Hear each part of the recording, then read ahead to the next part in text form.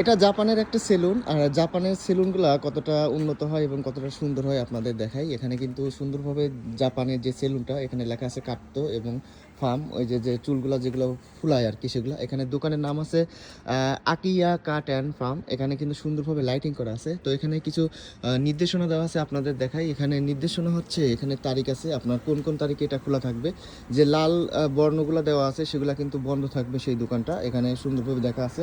আর এখানে আপনার দোকানের যে বিলবোর্ড আছে, এখানে আপনার প্রাইস কত আর কি। আপনি যদি চুল এখানে কাটান, শুধুমাত্র সাধারণভাবে যে চুল কাটাই আমরা, সেটার প্রাইস কিন্তু আপনার 4300 ইয়েন। আর আপনার চুল যদি পাম্প করেন, আপনার যে ফুল যেভাবে আর কি, সেটা কিন্তু আপনার 9700 ইয়েন। এছাড়া আরও অন্যগুলো আছে। এখানে শ্যাম্পু করলে পারে আপনার 2000 ইয়েন দিতে হবে, এবং কি আপনার ট্রিটমেন্ট করলে পারে 1500 ইয়েন, আপনার আরও ড্রেসিং করলে পারে আপনার 8000 ইয়েন। তো বিভিন্ন নিয়মগুলি দেওয়া আছে, এখানে কিন্তু আপনারা দেখে নিতে পারেন।